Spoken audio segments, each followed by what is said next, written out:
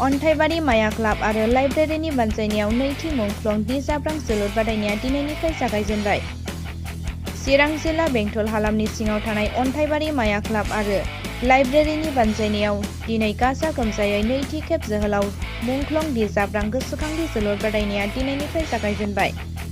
बे हाबाफारियावनो आलासि नुजाथिदों बिटिआरनि गेलेमु बिफाननि मावफुं सोद्रोमा दावबायसा बर', एमसिएलए अमर बसुमतारी, हारिमु आफादनिफ्राय फावखुंग्रि कारिश्मा बसुमतारी आरो इउटिउबार डक्टर आलफ्रेड बसुमतारी, मेहेर औवारी आरो बिथांमोनजों लोगोसे बड'लेण्डनि गल्डेन लेंगुर क्लाबनि मटरसाइकेल सालायगिरि बिथांमोनहा।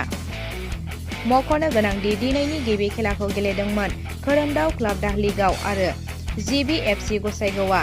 बे खेलायाव खोरोमदाव जोलुर क्लाबा 1 आरो जिबि फुटबल क्लाबा 0। अदेबानि खोरोमदाव जोलुर क्लाबा 1 गलाव देरहासार जायो। बड'लेण्ड सोमावसारनायाव मुंख्लं जानाय सासे बिर जोहोलाव दि जाब्रां एनडिबिनिफ्राय बिथांनि गोसोखांथियाव बे जोलुर बादायलायनायखौ खुंदों नैबे अन्थाइबारिनि गेलेग्रा फोथाराव। आं बिनि थाखाय बिथांमोननो रोजा रोजा साबायखर जासिदों आरो जोंनि बर' रायजो राजाफ्रा बेबायदि हारिनि थाखाय बावसोमनाय बिर जोहोलावजो बिथांमोनखौ जों बिदिनो सिबिनांगोन। बिथांमोननि जि हारिनि थाखाय बावसोमनानै गालांनाय बे बेसेनखौ जों अरायसम बेसेन होनांगोन आरो बिथांमोना दिन्थिना गालांनाय जि लामा बे लामाजों जोङो बयबो आवगायलांनांगोन। आं बेखौनो नैबे समाव बुङो आरो जोंनि जोलुर एबा जायखिजाया गेलेनाय बे गेलेनाय बिथिङा जोंनि बड'लेण्ड ओनसोलाव जौगाहोनो थाखाय माखासे स्कप दङ। जों बावैसो सिगां ISPL खुंबाय।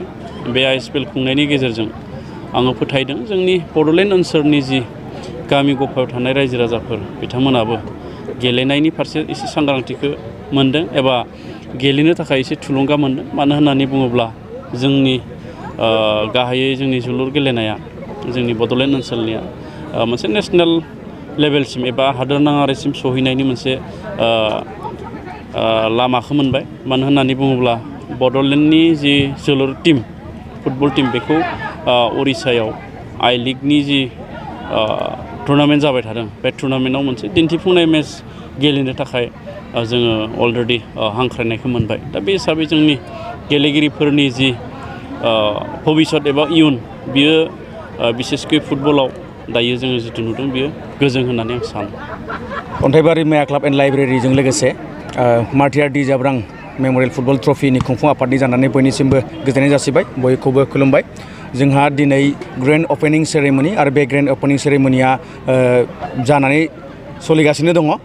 जोंनि जे मानगोनां आलासि गाहाय आलासि महरै लेंहरदोंमोन मानगोनां स्पर्ट्सनि EM दावबायसा बर' बिथाङा जोंनि गेजेराव दंफैयो आरो बेजों लोगोसे XNDB इउनाइटेड फरामनि गोबां सोद्रोमाफोर दंफैयो आरो बेजों लोगोसे दि जाब्रां मार्टियार दि जाब्रांनि न'खरनि बिब'फोर, बिदाफोर, फंबायफोर आरो फिसौफोर दंफैयो। बेजों लोगोसे गोबां जोंनि गेजेराव माननि आलासिफोर नुजाफैदों। बिथांमोननि नुजाफैनायजों जोंनि दिनैनि हाबाफारिया जोबोद मोजाङैनो दाहालागि गेजेर नांबाय सोलिनानै आरो बेजों लोगोसे जोंनि गेजेराव गोबां जाय रिंगु दामसाफोरखौ जों लिंहरदोंमोन, हांख्रायहरदोंमोन प्रग्रामखौ मेहेरगोनां खालामनो थाखाय, बिथांमोना नुजाफैनानै जोंनि गेजेराव गोबां मेहेरगोनाङै बे प्रग्रामखौ खुंफुंनायाव हेफाजाब खालामबाय। बेनिखायनो बयखौबो हामबाय होदों। दिनैनि हाबाफारियाव जायफोरा नुजाफैबाय बिथांमोननि बिहोमाखौ जों अरायसम गोसोआव लागोन, जों बावनाय नङा आरो उननि समफ्राव बेबायदि गोबां हाबाफारिफोर खुङोब्ला बिथांमोनखौ फैबावगोन होननानै जों आसा खालामदों।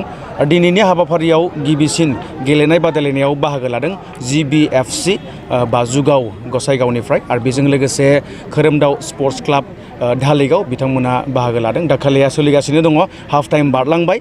दानिया जोङो दिनैनिफ्राय आरम्भ जानानै गाबोननिफ्राय सोलिलांबाय थागोन। खेलाया सोलिनानै 16 नभेम्बराव जोबथा जाहैगोन। फाइनाल खेला 16 नभेम्बराव जोबथा जाहैगोन आरो बे फाइनाल खेलनि देरहागिरिया 60,000 रां आरो जेननाया 30,000 रां ट्रफिजों लोगोसे मोनगोन। बेजों लोगोसे दङ बेस्ट प्लेयारनि मोनसे ट्रफि दङ, बेखौबो गथायनाय जागोन। बेजों लोगोसे 15 नभेम्बराव वमेन फुटबल कम्पिटिसन एक्जिबिसन बे दङ।